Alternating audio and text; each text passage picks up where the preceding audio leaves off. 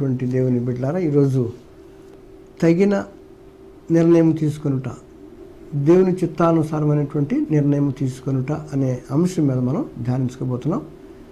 దయచేసి తలలు వంచండి, ప్రార్థన చేసుకుందాం.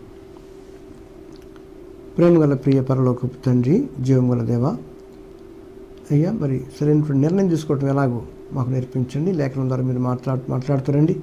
నీ దాసుడు అయోగ్యుడు కనుక అయ్యా నీ దాసుని అయ్యా పాపములన్నీ క్షమించండి. మీ రక్త ప్రోక్షణ ఆశ్రయిస్తున్నాం ఆయన. మీరు కడగండి, శుద్ధీకరించండి, పవిత్రపరచండి, సహాయపడండి. దాసుని సిలువ చాటును మరుగుపరిచి నీ దాసుని నోటి నియమించిన మాటలు పలికించి వ్యక్తిగతంగా ప్రతి ఒక్కరితో మాట్లాడి మమ్మల్ని దర్శించి సంధించి మా తప్పులు మా యొక్క పాపములు మాకు చూపించి సరిచేసుకుంటూ కొన్ని కృప దయచేసి మాకు వినటమే కదా, వాక్యాన్ని విని వాక్యానుసారం జీవించే జీవితాలు మాకు దయచేసి సరైనటువంటి నిర్ణయాలు తీసుకుంటూ ముందుకు కొనసాగుతూ నీకు ఇష్టమైన జీవితం జీవించే కృప మాకు దయచేయమని తల వంచిన ప్రార్థన ప్రతి ఒక్క బిడ్డను మీరు దర్శించి దీవించమని యేసు నామములో వేడుకుంటున్నాం తండ్రి, ఆమేన్. రండి ధ్యానించుకుందాం. దానియేలు గ్రంథంలో నుంచి 1వ అధ్యాయం 3వ వచనం చూసుకుందామండి. ప్రభువు యూదా రాజుకు యెహోయాకీమును దేవుని మందిరంలోని శేషించిన ఉపకరణలను ఆ రాజు చేతికి అప్పగించను కనుక అతడు ఆ వస్తువులను షినారు దేశంలోని తన దేవతాలములకు తీసుకుని పోయి తన దేవతాల ఉపకాశంలో ఉంచాను. ఇక్కడ జాగ్రత్తగా గమనించినట్టయితే దేవుడే అనుమతించాడట. శత్రువు అయినటువంటి రాజు చేతికి అప్పగించాలని రాస్తున్నాడు. ప్రభు అని మాట చూడండి, 1వ అధ్యాయం 2వ వచనం. యూదా రాజుకు యెహోయాకీమును దేవుని మందిరంలో నిషేధించిన ఉపకరణలను ఆ రాజు చేతికి అప్పగించాడు. అతను దొంగిలించలేదు, అతను జయించలేదు, స్పష్టంగా చెప్తున్నాడు. కాబట్టి సార్వభౌమాధికారం యెహోవా దేవునికి ఉందండి. సమస్త చరాచర జగత్తును సృష్టించినటువంటి దేవుడు ఆ రాజు కూడా తన కంట్రోల్ని ఉంచుకున్నాడు. కాకపోతే ఇక్కడ సన్నివేశం అతనికి అప్పచెప్పాడు. ఎందుకంటే అక్కడ ప్రజలు చేసినటువంటి పాపాన్ని బట్టి, అతిక్రమాన్ని బట్టి, ధిక్కారాన్ని బట్టి, విగ్రహారాధన బట్టి యెరూషలేములో ఉన్నటువంటి దేవాలయంలో ఉన్నటువంటి ఆ యొక్క ఉపకరణములన్నీ కూడా శత్రురాజులకు అప్పచెప్పేశాడు. వాళ్ళు తెచ్చి ఏం చేశారంటే బబులోన్లో అక్కడ షినారు దేశంలో తీసుకొచ్చేసి వాళ్ళ మందిరంలో పెట్టుకున్నారట. దానికి అనుమతించాడు దేవుడు. గమనించినట్టుగా ఇక్కడ 2 విషయాలు మీరు గుర్తుపెట్టుకోవాలి. యెరూషలేము అనేటువంటిది దేవుని పట్టణం అండి. దావీదు పట్టణం అంటారు, పరిశుద్ధ పట్టణం అని అంటారు. బబులోన్ అనేది అది వ్యతిరేక భావం, సాతానుకు సాదృశ్యంగా కనపడుతూ ఉంది బబులోన్. యెరూషలేము దేవుని మందిరానికి పరిశుద్ధ సాదృశ్యం కనపడుతూ ఉంది. అయితే అక్కడి నుంచి కొంతమంది యవనస్తులను తీసుకొచ్చాడు. ఎవరండి? దానియేలు, షడ్రకు, మెషకులు, అబేద్నెగోనటువంటి యవనస్తుల్ని తీసుకుని వచ్చేసాడు రాజుగారు. తీసుకొచ్చి ఏం చేస్తాడంటే వాళ్ళు ఉపయోగించుకోవాలని చెప్పేసి వాళ్ళు కొంత ట్రైనింగ్ ఇస్తూ వచ్చాడు. ఇక్కడ మామూలుగా గమనించినట్టయితే గవర్నమెంట్లో ఒక 2 years ప్రొబేషనరీ పీరియడ్ అని గవర్నమెంట్లో మనకి స్టేట్ గవర్నమెంట్, సెంట్రల్ గవర్నమెంట్లో ప్రొబేషనరీ పీరియడ్స్ ఉంటాయి. అట్లా బాబిలోన్లో ట్రైనింగ్ పీరియడ్ ఉంది. అక్కడ 3 years ట్రైనింగ్ పీరియడ్. ఈ వచ్చినటువంటి వాళ్ళని చూడండి, ఇక్కడ భాష రాస్తాడు. 1వ అధ్యాయం 3వ వచనం మాట్లాడుతుంది. రాజు 1:3 దానియేలు చదువుతున్నానండి. రాజు అష్పెనెజు అను తన నపుంసకుల అధిపతిని పిలిపించి అతనికి ఇలాగ ఆజ్ఞాపించను. ఇశ్రాయేలీయుల రాజవంశములలో ముఖ్యులై, చక్కటి భాష అండి, ప్రేమ దేవుని బిడ్డలారా, బాగా నేర్చుకుందాం మనం బైబిల్ని. ఇశ్రాయేలీయుల రాజవంశములలో ముఖ్యులై లోపము లేని సౌందర్యమును, సకల విద్యా ప్రవీణతయు, జ్ఞానమును కలిగి తత్వజ్ఞానమును తెలిసిన వారై రాజు నగరు నందున నిలువదగిన కొందరు బాలులను రప్పించి వారికి కల్దీయుల విద్యయు భాషయు వారికి నేర్పించు అని చెప్పన్నాడు. ఏమిటంట కండిషన్స్ చూడండి జాగ్రత్తగా ప్రియమైన దేవుని బిడ్డలారా. 1, ఇశ్రాయేలీయుల రాజవంశంలో ముక్కులే ఉండాలి. మామూలు వ్యక్తులు పనికిరారు. ఇక్కడ సాతానుకు కూడా ఎవరు కావాలండి? పనికి మాలిన వాళ్ళు కాదు కావాల్సింది, కురూపులు కాదు కావాల్సింది, దిక్కులేని వాళ్ళు, దరిద్రులు కావాల్సింది మంచివాడు అనుకుంటుంటాడు. చూడండి, ఇక్కడ రాజవంశముల వాళ్ళు కాదట, రాజవంశములలో ముఖ్యులై ఉండాలి వాళ్ళు. Important people, VVIPs, important persons. Number 1 ముఖ్యులై. 2వది లోపము లేని సౌందర్యం. అసలు ఆ బ్యూటీకి మీరు అంతులేనటువంటి బ్యూటీ అనమాట. అంత హ్యాండ్సమ్గా ఉండాలి కుర్రాడు. లోపం కన్ను కానీ, ముక్కు కానీ, చెవి కానీ ఎక్కడ లోపం ఉండకూడదు. దానియేలు అనగానే, షడ్రకు అనగానే మనం అనుకుంటాం షడ్రకు, మెషకు గుర్తు రాగానే అగ్నిగుండం గుర్తొస్తుంది. దానియేలు అనగానే మనకి ఏం గుర్తొస్తుందండి? సింహాల బోను గుర్తొస్తుంది. అంతవరకే. కానీ వాళ్ళ అందం గురించి బైబిల్లో స్పష్టంగా మనం పట్టించుకుని ఇవన్నీ నేర్చుకుందాం. లోపము లేని సౌందర్యం. అంటే మీరు చెప్పండి, వీడు ఎంత అందగాళ్ళు, ఎంతో అందం. కాబట్టి సాతాను కూడా ఎవరు కావాలి? ముఖ్యమైనటువంటి రాజవంశంలో వాళ్ళు కావాలి. రెండవది, అందంలో లోపం ఉండకూడదు. ఆ పాయింట్ మీరు చక్కగా గమనించినట్టయితే లోపము లేని సౌందర్యమును. ఇంకా మూడో పాయింట్ చూస్తుంటే సకల విద్యా ప్రవీణత, expert in all fields. Subjects చూసుకుంటే mathematics, physics, chemistry, engineering, medicine, ఏదైనా సరే అన్ని విద్యల్లో కూడా అత్యవసర మార్కులు 30%, 40% మార్కులు వచ్చేది పనికిరాదు సైతానికి. డిస్టింక్షన్ కావాలా? సకల విద్యా ప్రవీణతయు. జ్ఞానం లేనివాడు పనికిరాడు. జ్ఞానమును కలిగి, అంత మాత్రాన్ని సరిపోదండి, తత్వజ్ఞానం తెలిసిన వారే. ఏంటండి? ఫిలాసఫీలో కూడా ఎక్స్పర్ట్స్ అయి ఉండాలి. ఇన్ని కండిషన్స్ చూసుకుంటున్నాడు సాతాను. గమనించండి, మళ్ళీ రిపీట్ చేస్తున్నాను. ఒకటి, ఇశ్రాయేలుల రాజవంశములలో ముఖ్యులు, నెంబర్ 1. రెండవది, లోపము లేని సౌందర్యము, నెంబర్ 3. సకల విద్య ప్రవీణత, నెంబర్ 4. జ్ఞానము కలిగి, నెంబర్ 5. తత్వజ్ఞానము తెలిసిన వారై, నెంబర్ 6. రాజనగరునందు నిలువదగిన కొందరు బాలులను రప్పించి. రాజుగారి ముందు నిలబడటానికి అర్హత కావాలి. వాళ్ళ స్టాచ్యూర్ నిలబడే విధానం కానీ, పద్ధతి కానీ, భయభక్తులు కానీ, పెద్దవాళ్ళ ముందు ఎలా ఉండాలో అది కూడా తెలిసి ఉండాలట. ఇన్ని రకాలుగా ఉన్నటువంటి వ్యక్తులు ఎన్నుకుని తీసుకొచ్చాడు. ఎక్కడికి? బబులోను సంస్థానానికి. ఎక్కడి నుంచి అండి? యెరూషలేము తీసుకొచ్చాడు. వీటికి ఏం చెప్తున్నాడంటే, వీటికి ట్రైనింగ్ ఇస్తున్నాడు. ఇక్కడ మీరు 1వ అధ్యాయం 5వ వచనం చూస్తే ఏం కనపడుతుంది? కల్దీయుల విద్యయు భాషయు వారికి నేర్పించుము. ఏం చేశాడండి? కల్దీయుల విద్య నేర్పించమన్నాడు, భాష నేర్పించమన్నాడు. చూడండి ఏమంటాడు? మరియు రాజు తాను భుజించు ఆహారంలో నుండి, పానము చేయు ద్రాక్షారసంలో నుండి అనుదిన భాగము వారికి నియమించి 3 సంవత్సరముల వారిని పోషించి పిమ్మట వారిని తన ఎదుట నిలబెట్టించవాలని ఆజ్ఞాపించారంటాడు. 3 years ట్రైనింగ్ అండి. ఈ ట్రైనింగ్లో వీళ్ళంతా నిలబడ్డారు. ఎంతోమంది వచ్చారు. మీరు బాగా గమనించారు, ఎంతోమంది యెరూషలేము తీసుకొచ్చారు. కానీ వాళ్ళలో ఎవరు ముఖ్యులట? ఇక్కడ మీరు రాసినట్టు చూసారా? 6వ వచనం కనపడుతుంది. యూదులలో నుండి దానియేలు, హనన్యా, మిషాయేలు, అజరయా అను వారు వీరిలో ఉండిరి. అయితే వాళ్ళకి పేర్లు మార్చేశాడండి. చూడండి, ఇక్కడ 7వ వచనం ఉంటుంది. దానియేలునకు బెల్తెషాజర్ అనియు, హనన్యాకు షద్రక్ అనియు, మిషాయేలునకు మేషాక్ అనియు, అజరయాకు అబేద్ను అని పేర్లు పెట్టాడు. పేర్లు మార్చేశాడు. బాగా గమనించినట్టయితే వారికి విద్య మార్చాడు, రెండవది భాష మార్చాడు, ఆహారం మార్చాడు, పానం మార్చాడు, పేర్లు మార్చాడు, అన్నీ మార్చేశాడు. కానీ వారి మనస్సును మార్చలేకపోయాడు. దేవుని నామానికి స్తోత్రం కలుగును గాక. ఎంతోమంది వచ్చారు వాడితో పాటు, కానీ ప్రత్యేకించుకున్న వాళ్ళు 4. పిలువబడిన వారు అనేకులు, ఏర్పరచబడిన వారు కొందరే అంటాడు. మొదటి నుంచి మీరు గమనించినట్టు బైబిల్లో చీకటి అగాధ స్థలం మీద కమ్యుండెను అంటాడు. దేవుడు వెలుగు కాకని పరిగెను, చీకటిని వెలుగును వేరుపరిచాను అని మనం ఆదికాండం చూస్తుంటాం. అక్కడి నుంచి కూడా ఆయన మొదటి నుంచి కూడా దేవుడు సరి చేసుకుంటూ వస్తున్నాడు గమనించినట్టయితే. అలాగే న్యూ టెస్ట్మెంట్కి వస్తే చీకటికి వెలుగునకు పొత్తి ఏమి, విశ్వాసకి అవిశ్వాసకి పొత్తి ఎక్కడ, వెలుగుకు చీకటి పొత్తి ఎక్కడ అని అనేక రకాలు రాస్తూ ఉంటాడు. అంటే ఏంటనమాట? యేసు ప్రభువు వారు చెప్పే మాట అంటే, నేను పరిశుద్ధులను కనుక మీరును పరిశుద్ధులైనడే అనే మాట మనకి మరీ చెప్తూ ఉంటాడు. ప్రియులారా గమనించండి, ప్రత్యేకించుకున్న జీవితాలు మనకు కావాలి. సాతానుడు కొట్టుతో మనల్ని, పిల్లల్ని పాడు చేస్తూ వస్తున్నాడు. ఇన్ని రకాలుగా మార్చేశాడు. అయినప్పటికీ వారి మనసుని మార్చలేకపోయారు. మనమైతే అన్ని రకాల రాజభోజనం పెడుతున్నారంటే ఎంత క్లాస్ భోజనం అండి, ఎంత కాస్ట్లీ భోజనం పెడతాడు. అయినా కానీ వీడు ఒప్పుకోలేదు. ఎందుకని? దానియేలు, షడ్రక్, మెషక్ని యొక్క ఒక డెసిషన్ మేకింగ్ ఒక మంచి మాట చెప్తాడు. చూడండి, 1వ అధ్యాయం 8వ వచనం. రాజు భుజించు భోజనమును, పానము చేయు ద్రాక్షరసమును పుచ్చుకొని తన్ను అపవిత్రపరచుకొనకూడదని దానియేలు ఉద్దేశించి, తాను అపవిత్రుడు కాకుండానట్లు వాటిని పుచ్చుకొనకుండా సెలవిమ్మని నపుంసకుల అధిపతిని వేడుకొనగా. ఎంత చక్కటి భాష అండి. వచ్చేసారు పరిశుద్ధ పట్టణం నుంచి అపవిత్రుని పట్టణంకి వచ్చారు. దేవుని రాజ్యంలో నుంచి సాతాను పడిపోయారు, కానీ వారి పవిత్రతను కాపాడుకోవటానికి ఎంతో ప్రయత్నం చేస్తున్నారు. ఇందులో లీడర్షిప్ ఎవరిది? దానియేలు అండి. ఆయన అంటున్నాడు, ఇటువంటి చోట పడిపోయాను, అన్నీ మార్చేశాడు, నా మనసు కూడా మాత్రం ట్రై చేస్తున్నారు, కానీ నేను మారకూడదు.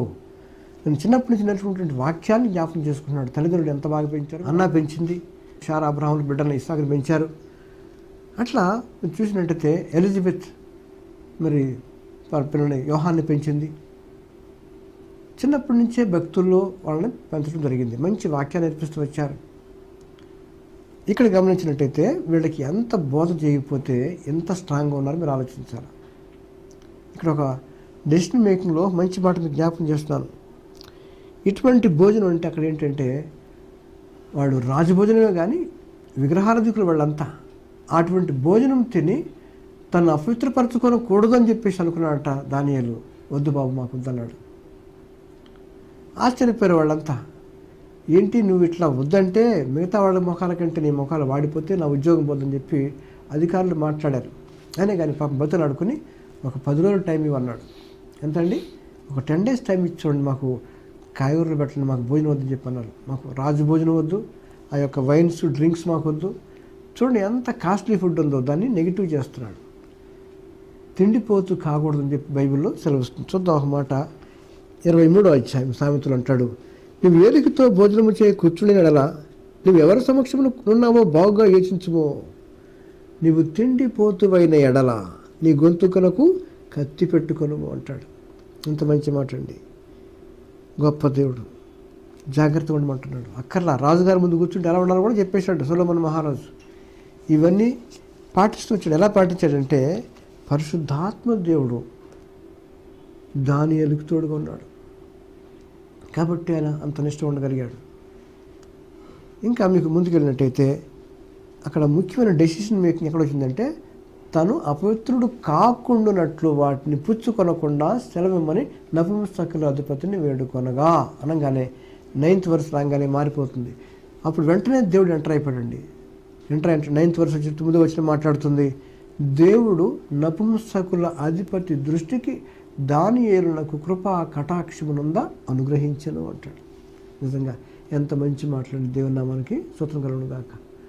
ఎప్పుడైతే దానియేలు తన యొక్క పవిత్రతని, తన యొక్క పరిశుద్ధతని, తన యొక్క యథార్థతని, దేవునితో ఉన్నటువంటి సంబంధాన్ని కాపాడుకోవటానికి తాపత్రయపడుతున్నాడో ఈ ఒక్క మంచి ఉద్దేశం, రైట్ డెసిషన్ దేవుడిని కదిలించేసింది. అప్పుడు దేవుడు దిగొచ్చాడండి. వెంటనే ఏమంటున్నాడు? అప్పుడు అనగానే 8వ వచనం పూర్తి కాగానే 9వ వచనం వచ్చేటప్పటికి దేవుడు దానియేలునకు కృపా కటాక్షమునందా అనుగ్రహించను అంటాడు. ఎవరికి ఇస్తారండి కృప? ఎవరికి పడుతుంది? మనం చూస్తున్నప్పుడు దేవుడు అహంకారం ఎదిరించి దీనులకు కృప అనుగ్రహిస్తారన్నమాట. లేఖనాలను చూస్తూ వచ్చాం. యాకోబు 4:6, 1 Peter 5:5 రాయబడింది. కాబట్టి తను తీసుకున్న నిర్ణయం గొప్పది. మనలాగా ఆశపడేవాడు కాదు, తిండికి ఆశపడలేదు. అతను ఎంతసేపటికి నేను ఎలా పవిత్రంగా ఉండాలి, ఈ 10 ఆజ్ఞలు మాకు నేర్పించే తల్లిదండ్రులు ఎలా బ్రతకాలి, ఎలా నేను కాపాడుకుంటూ ఉండాలా, ఎలా యథార్థంగా ఉండాలా, దేవుని హత్తుకుని జీవించాలా అనే ప్రార్థనా జీవితం అనేటువంటి దావీదు, లీడర్షిప్ క్వాలిటీస్ కలిగిన దానియేలు యవనస్తులకు అందరికీ మాదిరికరంగా ఉన్నాడు. ఇంకా కొంచెం మనం జ్ఞాపకం చేసుకున్నట్టయితే దానియేలు ఇంకా ముందుకెళ్ళాడు. ఇక్కడ మొట్టమొదటి పాయింట్ అంటే ఈ దానియేలు గ్రంథం అంతటికి కూడా మూలవాక్యం ఏదండి? 1వ అధ్యాయం 8-9 వచనాలే. ఇది key verse of the book of Daniel. Daniel అంటే అర్థం ఏంటంటే గాడ్ ఈజ్ మై జడ్జ్, యెహోవా నాకు న్యాయాధిపతి అని చెప్పేసి అర్థం వచ్చేటువంటి భాషలో దానియేలు పేరు పెట్టారు. ఏల్ అని వచ్చే అన్ని దేవుడు ఉన్న మాట్లాడండి. దానియేల్, రఫాయేల్, మిఖాయేల్, అట్లా ఏది తీసుకున్న ఏలు వచ్చిందంటే అది దేవుడు. హిబ్రూ భాషలో ఏలు అంటే దేవుడు అనే పదం మీకు జ్ఞాపకం వస్తుంది. ఎప్పుడైతే 10 రోజులు మనప్పుడు వాడు పాపం మీకు అందరూ తెలిసిన విషయమే, 10 days టైం ఇచ్చారు. 10 రోజులు అయిపోయింది.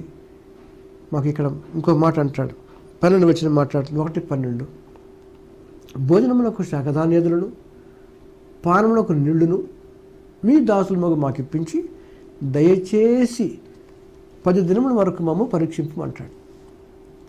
10 days టైం ఇవ్వండి, మాకు కాఫీ టీలు అక్కర్లేదు, బోర్నమెంట్ అక్కర్లేదు, డ్రింక్స్ అక్కర్లేదు, రాజుగారి భోజనం అక్కర్లేదు, రాజుగారి తిండి మాకు అక్కర్లా. నెగిటివ్ చేసి పారేశారు. మన పిల్లలైతే మరి మామూలుగా అయితే ఏదో మంచి మందిని పెడతాను తినమని చెప్పి అంటాం మనం హాస్టల్లో ఉంటే. ఏదైనా కానీ ప్రార్థిస్తున్నాయి బాబు ఏం కాదు అంటామేమో మనం. వాడు అలా అనలేదు. ఎంత నిష్ట అండి వాడికి, ఎంతో నిష్టగల యూదులు కుర్రవాళ్ళు యవనస్తులు, ఎంత భక్తిగల కుటుంబంలాగా వాళ్ళు పెరిగారు.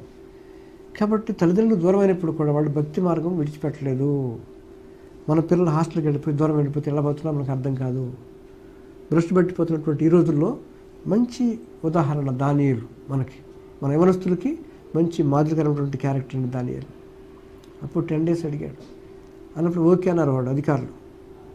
ఆ పానదాయకుడు ఆ యొక్క భక్ష్యకారులు వాడు ఒప్పుకున్నారు. అయితే ఏం జరిగిందంటే ఈ 10 days కూడా నిజంగా ఎంత మంచి ప్రార్థించుంటారో దానియేలు, షడ్రక్, మెషక్ అబేద్నెగో. ఆశ్చర్యం వస్తుంది. 10 days అయిపోయిందండి. 1:15 మాట్లాడుతుంది. 1వ అధ్యాయం 15 వచనం. 10 దినములైన పిమ్మట వారి ముఖములు రాజు భోజనము భుజించు బాలురు అందరి ముఖముల కంటెను సౌందర్యముగాను కళగాను కనబడగా అంటాడు. ఎంత మంచి మాట అండి. వాడు మాంసం తిన్నారు, ఫ్రూట్స్ తిన్నారు, చికెన్ తిన్నారు, మటన్ తిన్నారు. ఏ చికెన్ తిన్నారు, ఏ జింజర్ చికెనో, చికెన్ 65 ఏం తిన్నారో కానీ వాళ్ళందరికంటే కూడా ఎటువంటి ఫ్రూట్స్ తిన్నారో క్వాలిటీ ఫుడ్ తిన్నారు వాళ్ళు. విస్కీ, బ్రాండీ, బీర్ ఎన్ని తాగారో కానీ ఇవన్నీ వాళ్ళు తాగిన వాళ్ళకి తిన్న వాళ్ళకంటే కూడా దేవుని యందు భయభక్తులైన బిడ్డలకి మాత్రం ఇలా ఉన్నారంట. చక్కటి భాష 1:15 మాట్లాడుతుంది. 10 దినములు అయిన పిమ్మట వారి ముఖములు రాజు భోజనం భుజించి బాలురు అందరి ముఖముల కంటే సౌందర్యంగాను కళగాను కనపడగా అంటాడు. సౌందర్యం వచ్చిందంట, కళ వచ్చిందంట. ఎవరు ఏదండి? ఆ మామూలు కాయగూరలు తింటూ మామూలు మంచినీళ్ళు తాగే పిల్లలకి మంచి కళ వచ్చింది, సౌందర్యం వచ్చింది. ఎంత గొప్ప దేవుడు! దేవుని నామానికి నమ్మకరుడు గాక. ఏం తింటున్నామో దానిలో ముఖ్యమైన పాయింట్ లేదు కానండి. నిర్గమకాండం ఒక మాట రాశాడండి, మీకు జ్ఞాపకం నేను ఆశపడుతున్నాను. 23వ అధ్యాయం నిర్గమకాండం 25వ వచనం మాట్లాడుతుంది. 64 పేజీలు ఉంటుంది అది. నీ దేవుడని యెహోవానే సేవించవలను. అంటే దేవుణ్ణి నువ్వు ఆరాధించాలి. ఏ దేవుడిని మొక్కకూడదు, విగ్రహాలు తినకూడదు, ఎక్కడికి వెళ్ళకూడదు. నీ దేవుడిని యెహోవాని సేవించవలను. అప్పుడు ఆయన నీ ఆహారమును నీ పానమును దీవించును అంటాడు. అక్కడ సేవించాలా, ఇక్కడ ఎప్పుడండి? ఒకే ఏక దేవుణ్ణి ఆరాధిస్తే, ఆ ఒక్క ప్రభువుని మీరు ఆరాధించగలిగితే అప్పుడు ఆయన నీ ఆహారమును నీ పానమును దీవించును. అక్కడ ఆపలేదు. 3వ పాయింట్ అంటాడు, నేను నీ మధ్య నుండి రోగమును తొలగించదను. Praise the lord, hallelujah, wonderful God అండి. ఎప్పుడైతే నీ నిజ దేవుడిని నువ్వు ఆరాధిస్తావో, ఆయన కృతజ్ఞత తెలియజేస్తుంటావో, ఆయన సన్నిధిలో మోకరించి ప్రార్థిస్తుంటావో, నీ కష్టాల గురించి మాట్లాడుకుంటావు, ఆయన చెప్పుకుంటావో, ఆయన సన్నిధిలో నువ్వు మోకరించి అడిగినప్పుడు ఆయన అన్నీ చేస్తూ వచ్చాడు. అప్పుడు 2nd పాయింట్ అంటాడు, అప్పుడు నేను నీ మధ్య నుండి రోగమును తొలగించదును అన్నాడు. 3వ పాయింట్ ఇచ్చాడు. కాబట్టి ప్రియులారా గమనించండి, ఈ దానియేలుకి ఎంత గొప్ప దేవుడు తోడుగున్నాడు చూడండి. అయిపోయిన తర్వాత 3 years ట్రైనింగ్ అయిపోయింది. ఆఖరికి పిలిపించాడు. వాళ్ళందరూ పిలిపించి చూడండి 20 వచనం మాట్లాడుతుంది. రాజు వీరి యొద్ద విచారణ చేయగా చూడండి, జ్ఞాన వివేకముల సంబంధమైన ప్రతి విషయములోనూ వీరు తన రాజ్యం అంతటా నుండి శకునగా అంట కంటెను, గారడి విద్య గల అంట కంటెను 10 అంతలు శ్రేష్ఠులని తెలియబడను. 10 times జ్ఞానం వచ్చిందంట, వివేకం వచ్చిందంట. ఎవరికంటే? ఆ గారడి వాళ్ళకంటే, శకునగా అంట కంటే, రాజుగారు పోషించేటువంటి ఆ టాలెంటెడ్ స్కాలర్స్ కంటే ఈ పిల్లలకు జ్ఞానం వచ్చింది. చూడండి, దేవుని భక్తి కలిగి ఉంటే శరీర ఆరోగ్యమే కాదండి, ఆత్మీయ సౌందర్యము ఇంకా జ్ఞానం వచ్చేసింది. ఇంతకుముందు ఉన్నటువంటి జ్ఞానం, లోక సంబంధంగా జ్ఞానం ఉన్నప్పుడు కూడా ఇప్పుడు దేవుడికి ఏమి ఇస్తున్నాడండి? చాలా జ్ఞానం ఇచ్చాడు. అందరికంటే జ్ఞానం ఇచ్చాడు, ఆరోగ్యం ఇచ్చాడు, ఆనందం ఇచ్చాడు, సంతోషం ఇచ్చాడు, కళ ఇచ్చాడు. ఏమి చెడరదు. కాబట్టి మన బిడ్డలు ఎలా పెంచాలండి? ప్రభు యొక్క భక్తులు, ప్రభు యొక్క ఆజ్ఞలని వారికి బిడ్డలకు బోధిస్తున్నారా? ఓల్డ్ టెస్ట్మెంట్ 6వ అధ్యాయం 2వ కాండంలో అంటాడు, 4వ వచనంలో వారు పడుకున్నప్పుడు, లేస్తున్నప్పుడు, మాట్లాడుతున్నప్పుడు వాక్యాల గురించి మాట్లాడండి, దేవుడు చేసిన మేలుల గురించి మీరు మాట్లాడుతురండి అంటాడు. ఈరోజు అంత టైం ఉందండి మనకి? టైం లేదు. ప్రేమైన దేవుని బిడ్డలారా, డెసిషన్ మేకింగ్ ఇంపార్టెంట్. ఎప్పుడైతే ఈ నిర్ణయం తీసుకున్నాడో ఆ నిర్ణయం దేవుడికి నచ్చింది. కాబట్టి మీ జీవితాలు, మీ పిల్లల విషయం ఫారెన్ వెళ్ళిపోవాలని చెప్పి ఆలోచన కాదు, కానీ ఇంకేదో చదవాలి, డాక్టర్ అయిపోవాలి, ఇంజనీర్ అయిపోవాలని ఆలోచన కాదు. కానీ ఒక మాట అంటాడు, సామెతల గ్రంథకర్త 19వ అధ్యాయం 21 మాట్లాడుతుంది, నరుని హృదయంలో ఆలోచనలు అనేకములుగా పుట్టును, యెహోవా యొక్క తీర్మానమే స్థిరం అంటాడు. కాబట్టి ప్రభు నీ చిత్తమైతే అని అడగాల, నీ చిత్తమైతే చెయ్యని చెప్పి అడగాల. అంతేగాని మనం డెసిషన్ తీసుకుంటే కాదు. ఎందుకంటే ప్రతి వాడి పట్ల ఒక డెసిషన్ అంటూ ఉందట. అది 29వ అధ్యాయం 11వ వచనం మాట్లాడుతుంది ఇర్మీయా గ్రంథం. నేను మిమ్మల్ని గూర్చి ఉద్దేశించిన సంగతులు నేను ఎరుగుదును, రాబో కాలమందు మీకు నిరీక్షణ కలిగినట్లుగా అవి సమాధాన ఉద్దేశంలే కానీ హానికరమైనవి కావు. ప్రతి ఒక్క వ్యక్తి గురించి ఒక ప్రణాళిక ఉంది ఆయన దగ్గర అంటాడు. ప్రభు ఏంటి ప్రణాళిక అంటే అంటాడు, రాబో కాలమందు మీకు మేలు కలిగినట్లుగా అవి సమాధానకరమైన ఉద్దేశంలే కానీ హానికరమైనవి కావు అంటాడు. దేవుని గమనించండి. మీ బిడ్డల విషయం మీరు ప్రార్థిస్తున్నారా? కుటుంబ ప్రార్థన ఉన్నదా? మీరు ఎవరిని ఎలా పెంచుకుంటున్నారు? ఎవరొస్తులు భ్రష్టు పెట్టిపోయే రోజుల్లో దానియేలు, షడ్రక్, మెషక్ మీద ఎంతో మాదిరికరంగా కనపడుతున్నారు. వారిలాగా తమ పవిత్రతని కాపాడుకోమంటున్నాడు. ఆ కాపాడుకున్నప్పుడు మాత్రమే దేవుడు తోడుకుంటాడండి. కాబట్టి రైట్ డెసిషన్ తీసుకున్నాడు. దేవుడు వారిని కాపాడాడు, భద్రపరిచాడు. వారందరికంటే కూడా అందం ఇచ్చాడు, ఇంకా కళ్ళ ఇచ్చాడు, జ్ఞానం ఇచ్చాడు, వారిని హెచ్చించేటట్టు తీశాడు. తను తాను తగ్గించుకునేవాడు హెచ్చించబడి చెప్పి రాస్తున్నాడు. అలాగే క్రీస్తు యొక్క లక్షణాలు దానియేలులో ఉన్నాయి, యథార్థ లక్షణాలు దానియేలుకు ఉన్నాయి. అందుకని నీతిమంతుల జాబితాలో దానియేలు రాయబడ్డాడండి. ఎహెజ్కేలు 14:14 మాట్లాడుతుంది. నీతిమంతులు ముగ్గురు పేరు రాశాడు. నోవహు, దానియేలు, ఇంకా యోబు అనేటువంటి ముగ్గురు ఉంటారు. ఆ టైంలో వాళ్ళ తమ నీతి చేత తమ మాత్రం రక్షించుకుంటారు, కానీ వాళ్ళ కుటుంబాలని రక్షించలేని చెప్పి రాస్తాడు. కాబట్టి దానియేలులో ఎంతో మనకి మొదటికరం కనపడుతుంది. కాబట్టి ప్రియమైన దేవుని బిడ్డలారా, డెసిషన్ మేకింగ్ ఎటువంటి నిర్ణయం తీసుకుంటున్నారు? ఎంత తగ్గింపండి దానియేలుకి. ఈ దానియేలు గురించి ఇంకో మాట చెప్తాను చూడండి. 1వ అధ్యాయం 1:17 మాట్లాడుతుందండి. ఈ నలుగురు భార్యల సంగతి ఏదనగా దేవుడు వారికి జ్ఞానమును సకల శాస్త్ర ప్రవీణతయు వివేచనయు అనుగ్రహించను. చిన్న మాట మనం యాడ్ చేస్తున్నాడు. మరియు దానియేలు సకల విధములకు దర్శనములను స్వప్న భావములను గ్రహించి తెలివిగా వాడైనాడు. దర్శనాలు చూసే జ్ఞానం ఇచ్చాడు, కరళ భావం చెప్పే జ్ఞానం ఇచ్చేశాడు. మన బిడ్డలు అలా తయారు కావాలండి, పవిత్రత కలిగి జీవించాలా. నేను పరిశుద్ధుడు కనుక మీరును పరిశుద్ధులైనని చెప్పి పదే పదే హెచ్చరిస్తూ వచ్చాడు దేవుడు. యేసయ్య మన కోసం ఈ లోకానికి వచ్చాడు. నీతిమంతులను యేసేపు మన కోసం, అనీతిమంతులను మన కోసం ప్రాణం పెట్టాడు. నీ రోగం మోసాడు, నీ శాపం మోసాడు, నీ అవమానం మోసాడు, నీ నింద మోసాడు. నీ కొరకు నీ స్థానంలో బలైపోయాడు యేసయ్య. జ్ఞాపకం చేసుకో ప్రియ సహోదరి సహోదరుడా.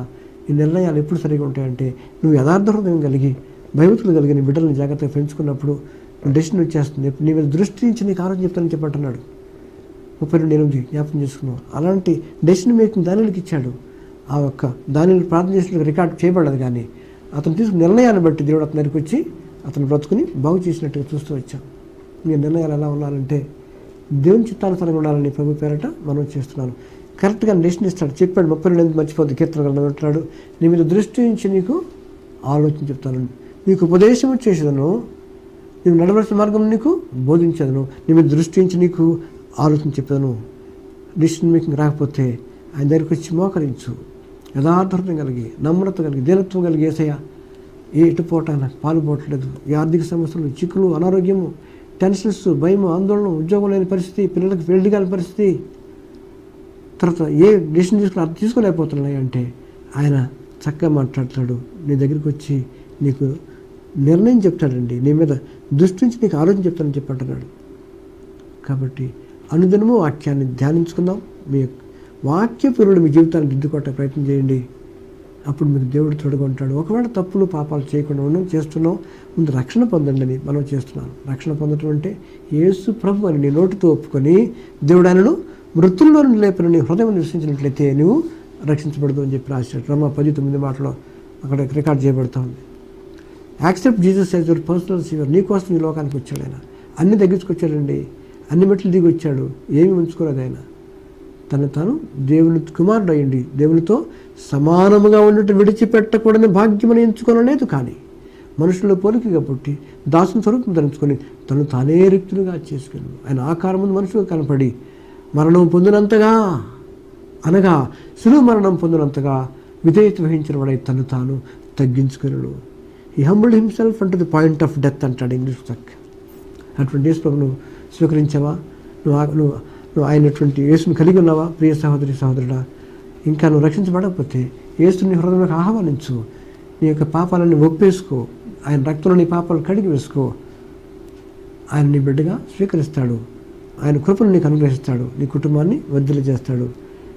ఆ రీతిగా నువ్వు అన్నట్టయితే దేవుడు నిన్ను దర్శించి నిన్ను బలపరిచి తన యొక్క బిడ్డలుగా మార్చుకొని పరలోక రాజ్యానికి వారసులుగా చేసుకుంటాడు. అట్టి కృప పరిశుద్ధాత్మ దేవుడు మీ అందరికీ దయచేయను గాక.